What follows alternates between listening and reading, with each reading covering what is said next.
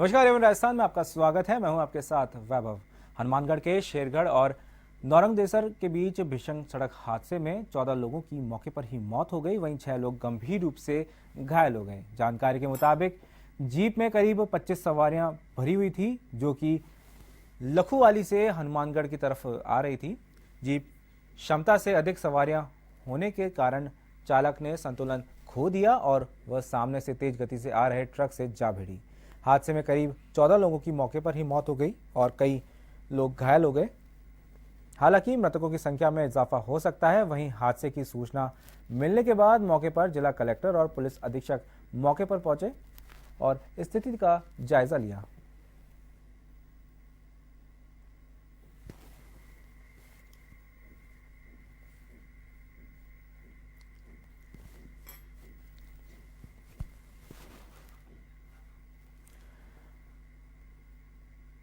आपको बता दें कि हनुमानगढ़ के पास में ये हादसा हुआ है, जिसमें 14 लोगों की मौके पर ही मौत हो गई। वहीं 6 लोग गंभीर रूप से घायल हो गए, जिन्हें जिला अस्पताल में भर्ती कराया गया है। कहा जा रहा है कि जीप की गति बहुत तेज थी और लोग उसमें जो थे वो ज़्यादा लोग बैठे हुए थे। वहीं ड्राइवर ने संतुलन खो बैठा और सामने से तेज गति से आ रहे ट्रक से जा भिड़ी। वहीं हादसे में 14 लोगों की मौत हो गई, जिनकी मौके पर ही मौत हुई है। वहीं 6 लोग गंभीर रूप से घायल हुए हैं, जिन्हें जिला अस्पताल में भर्ती कराया गया है। सूचना मिलने के बाद जिला कलेक्टर, जिला पुलिस अधीक्षक मौके पर पहुंचे और उन्होंने स्थिति का जायजा लिया। आपको बता दें कि सड़क हादसे में 14 लोगों की मौत हो गई है।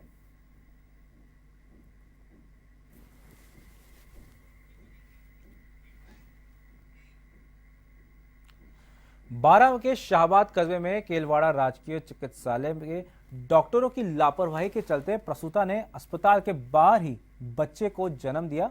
जानकारी के मुताबिक बालदा गांव की प्रसूता को अस्पताल में भर्ती कराया गया था, जहां डॉक्टरों ने पहले तो कुछ नहीं कहा, लेकिन कुछ देर बाद ही प्रसूता को जिला अस्पताल में ले जाने की बात कही, परंतु प्रसूता का रेफर कार्ड नहीं दिया।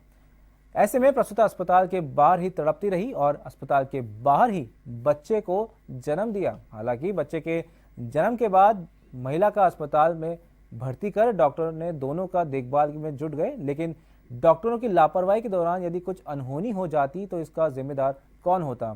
क्या वजह थी कि एक महिला को अस्पताल के बाहर बच्चे को जन्म देना पड़ा? क्या यही डॉक्टर्स का धर्म है? क्या यही डॉक्टर्स का कर्म है? इस सब सवालों के जवाब शायद अब प्रसूता के परिजन जानना चाहेंगे, क्योंकि जिस तरीके की घटना है वो कहीं ना कहीं लोगों के लिए एक चर्चा का विषय बन गया, क्योंकि ऐसी घटना बहुत कम होती है। और राजस्थान की हम बात करें, राजस्थान के झुंझुनू के भी हाल ही में कुछ दिन पहले ये घटना हुई थी, लेकिन सवाल निशान डॉक्टरों पर आता है कि आखिर डॉक्टर ने आखिर ऐसा क्यों करा? क्या वजह है कि डॉक्टरों ने प्रसूता को एडमिट नहीं किया, प्रसूता को बाहर ही रहना पड़ा और बाहर ही प्रसूता ने बच्चे को जन्म दिया? अगर कुछ अनहोनी हो जाती या कुछ हो जाता तो कौन इसका जवाबदेही होता? अब इसी का जवाब जानने के लिए प्रसूता के परिजन डॉक्टरों से मिलना चाहेंगे, पूछना चाहेंगे आखिर क्या वजह रही कि उन लोगों ने प्रसूता को बाहर ही छोड़ दिया। वहीं बात करें अगर जिला प्रशासन की, तो जिला प्रशासन क्या करेगा? अगर देखा जाए पूर्व की घटनाओं में, तो जिला प्रशासन जो है वो डॉक्टरों पर सख्ती करता है, लेकिन यहाँ पे इतनी बड़ी घटना हो गई है और जिला प्रशासन अब भी चुप बैठा हुआ है। अभी तो जिला प्रशासन की ओर से कोई कार्रवाई नहीं की है डॉक्टरों के खिलाफ। तो कहीं ना कहीं एक बहुत बड़ा विषय बनता जा रहा है कि आखिर डॉक्टरों ने किस कारण प्रसूता को अस्पताल में भर्ती नहीं होने दिया।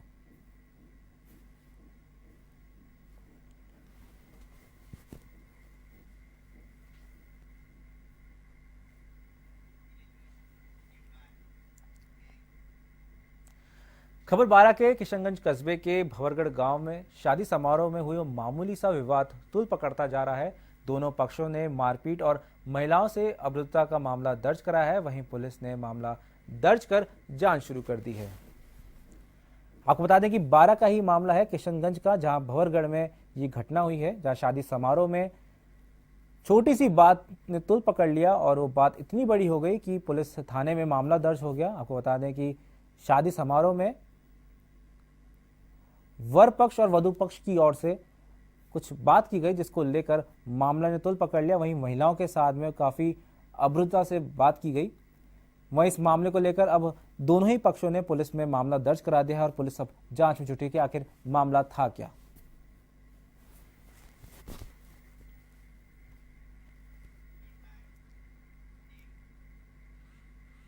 धौलपुर के सरमुथुरा कस्बे के रिजौनी में वन विभाग की गश्ती दल ने अवैध खनन के खिलाफ कार्रवाई करते हुए 2 ट्रैक्टर को कंप्रेशर मशीन के साथ जब्त किया।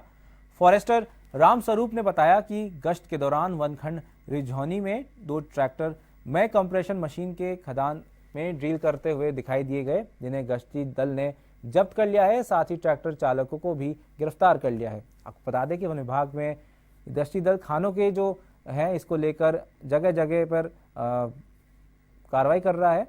गश्ती के दौरान अनेकों जगह ऐसी घटनाएं हुई है जहां पर गश्ती करने के दौरान पाया जाता है। ड्रिल मशीन सहित गिरफ्तार किया है इनको, 2 ट्रैक्टर सहित। वहीं ऑफिसर रामस्वरूप ने भी बताया कि गश्त के दौरान ये देखने को मिला कि अनेकों लोग इस तरीके से कार्रवाई करते हैं, इस तरीके से अवैध रूप से इस काम को अंजाम देते हैं।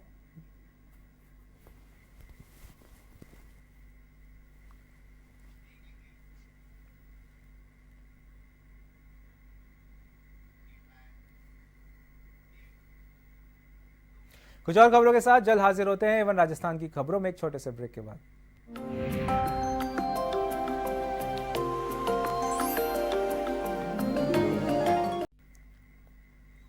ब्रेक के बाद एक बार फिर से आपका स्वागत है एवं राजस्थान की खबरों में।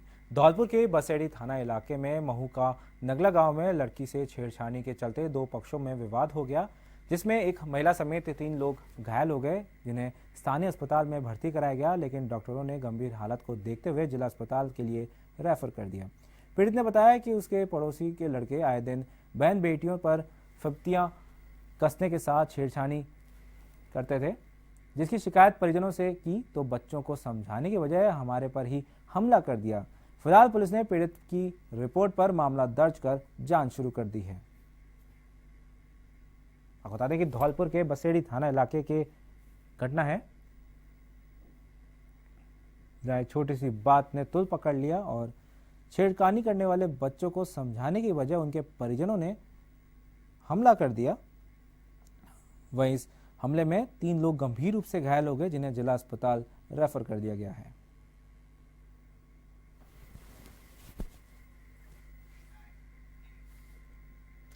मेड़ता सिटी से जैतारण जाने वाली सड़क हादसों को न्योता दे रही है। सड़क पर बने गड्ढे वाहन चालकों के लिए परेशानी का सबब बने हुए हैं। नेशनल हाईवे 458 होने के बाद भी सड़क पूरी तरीके से क्षतिग्रस्त है।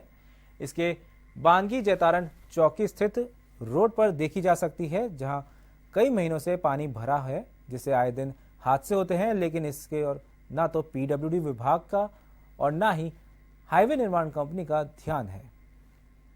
आपको बता दें कि मेड़ता और जैतारण के बीच की ये सड़क है, जहां पर ये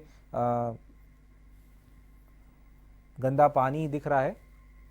हाईवे नंबर 458 है, जहां पे जिस तरीके से पीडब्ल्यूडी विभाग इसके अंदर कोई दखलंदाजी नहीं कर रहा है, तो वहीं जो हाईवे की कॉन्ट्रैक्ट टीम होती है, जो हाईवे जो संभालता है, उनकी इस और कोई ध्यान नहीं है। एक नेशनल हाईवे होने के बावजूद गंदगी का जो आलम है, गड्ढे हैं, वो कहीं ना कहीं हादसों का निमंत्रण दे रहे हैं। बात करें तो मारवाड़ साइड के आसपास के सभी इलाकों में जो अभी छोटे छोटे कस्बे जुड़े हुए हैं, वहाँ सभी जगह ऐसी स्थिति बनी हुई है। चाहे तिवरी की बात करें, ओसिया की बात करें, या फिर हम बालोतरा की बात करें, उदयपुर के आसपास क्षेत्रों की बात करें, या फिर राजधानी जयपुर के भी आसपास के क्षेत्रों की बात करें, जैसा कि जमरा रामगढ़ हो या फिर बहुत से इलाके हैं, वहाँ सभी जगह गंदगी का आलम जो है वो देखने को मिलता है। सड़कों के जो हाल है वो भी देखने को मिलते हैं। सड़कों पर, तमाम सड़कों पे गड्ढे ही गड्ढे आते हैं। अलवर की बात करें तो अलवर के राजगढ़, बानसूर की ओर उधर देखें तो वहाँ पे भी ऐसी स्थिति का आलम देखने को मिलता है। ऐसा ही आलम मेड़ता से जैतारण जाते समय सड़क के दोनों तरफ देखा जा सकता है, जैसा कि आप टीवी स्क्रीन पर देख रहे हैं। किस तरीके से गंदगी का आलम है, गड्ढे हैं। प्रशासन इसकी और कोई ध्यान नहीं दे रहा है, ना पीडब्ल्यूडी विभाग दे रहा है और ना हाईवे कंट्रोल टीम जो होती है वो भी इस और कोई नहीं ध्यान दे रही है।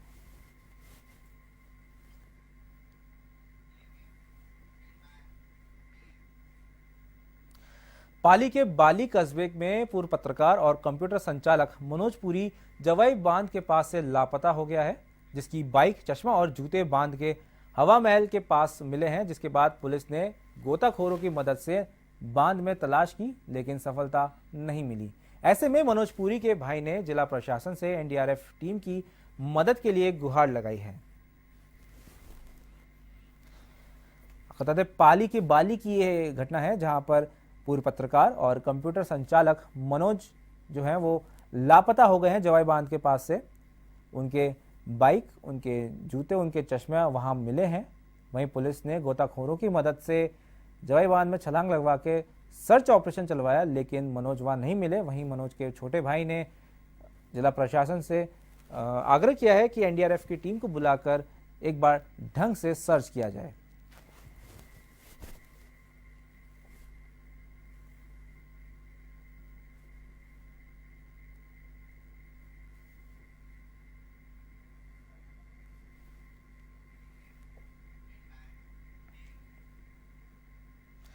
राजधानी के जमरा रामगढ़ कस्बे में रायसर चौकी के पास एक मशीन खाई में पलट गई। जानकारी के मुताबिक गेहूं जौ काटने वाली मशीन सड़क पर बेकाबू होकर खाई में गिर गई।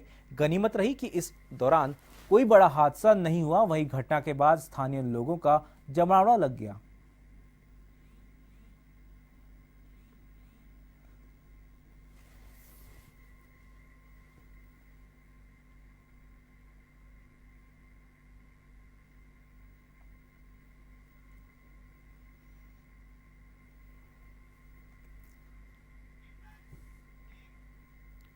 अजमेर के नसीराबाद में एवन टीवी पर खबर प्रसारित होने के बाद छावनी परिषद हरकत में आई और शहीद स्मारक पर अतिक्रमण हटाया। वहीं अचानक परिषद की ओर से चलाए गए अतिक्रमण हटाओ अभियान से नगरवासियों सख्ते में आ गए। वहीं छावनी कर्मियों ने सड़क पर फैला हर वो सामान जिसे यातायात बाधित हो रहा था, उसे उठाकर ट्रैक्टर में डालकर जब्त कर लिया। छावनी परिषद के सतीश कुमार ने बताया कि अब यह अभियान रोजाना जारी रहेगा। वहीं अतिक्रमण हटाओ अभियान की भनक लगते ही नगर के अन्य क्षेत्रों में स्वयं ही अतिक्रमण हटता दिखाई दिया।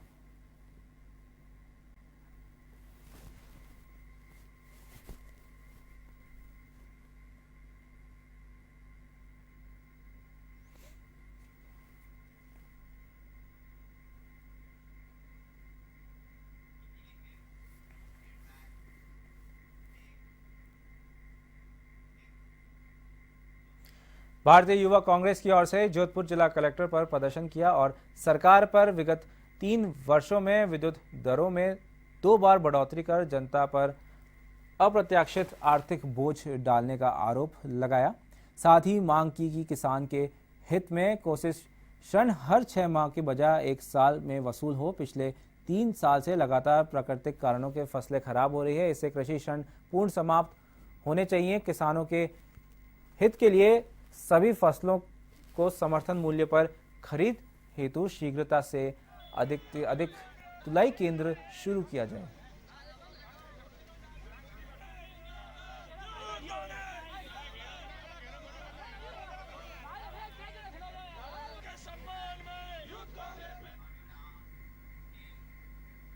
कुछ और खबरों के साथ जल्द हाजिर होते हैं एवन राजस्थान की खबरों में एक छोटे से ब्रेक के बाद।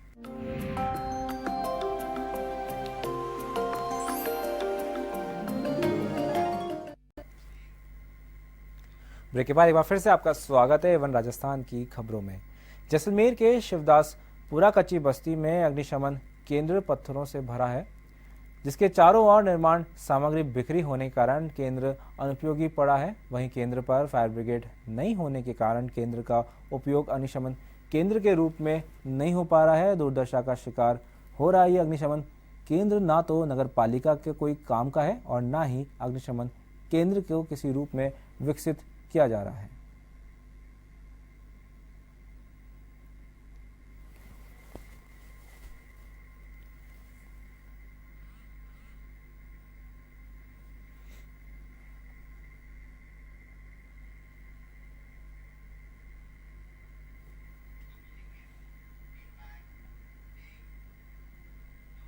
भरतपुर के वैर में सफेद महादेव मंदिर पर बाल कमेटी की ओर से आयोजित 2 दिवसीय भजन जिकड़ी दंगल का समापन हुआ। कार्यक्रम में राजस्थान और उत्तर प्रदेश के 6 गायक पार्टियों ने भाग लिया, जिन्होंने पौराणिक और धार्मिक प्रसंगों पर प्रस्तुति दी।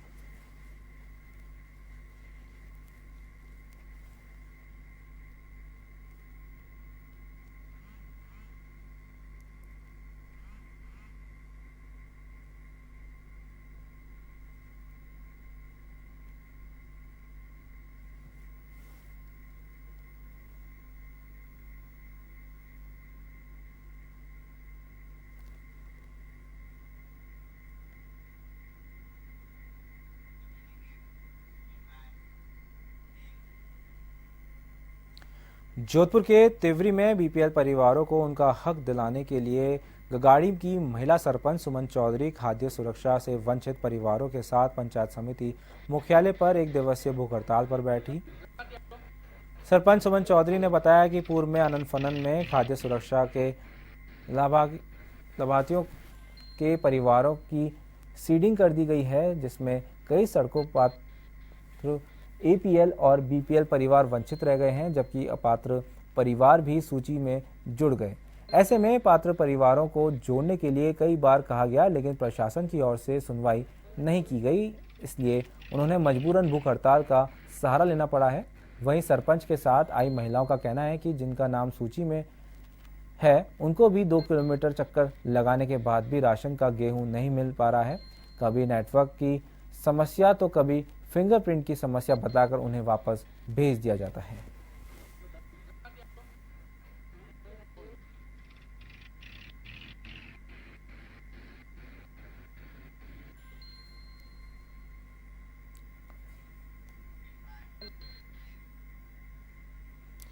आए दिन प्रदेश में चारे और पानी के अभाव में दम तोड़ रही गायों को बचाने के लिए इन दिनों जोधपुर के तिवरी कस्बे स्थित शहीद आजम सरदार भगत सिंह उच्च माध्यमिक विद्यालय में पढ़ने वाले विद्यार्थियों ने अनूठा बीड़ा उठा रखा है।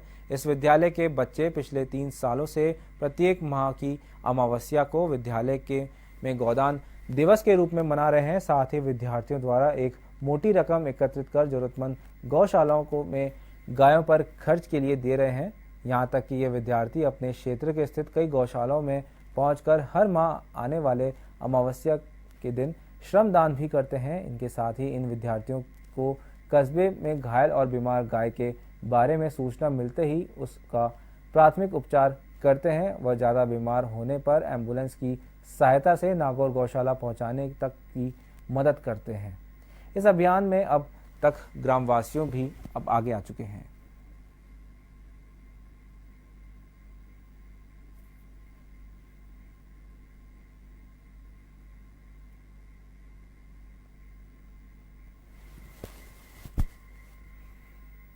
गौ सेवा करते हैं, उनकी सारी इच्छाएं पूर्ण होती हैं। इसी के अंतर्गत हमारे विद्यालय के हम विद्यार्थी कस्बे में जाकर गोदान गोशर्म आदि करते हैं, जिससे हमारे आने वाले बोर्ड का रिजल्ट गौ माता फल प्रतिरूप के अंदर बहुत अच्छा देवे। एवं राजस्थान में फिलहाल इतना ही। खबरों को विस्तार से देखने के लिए आप देखते रहिए A1 टीवी। नमस्कार।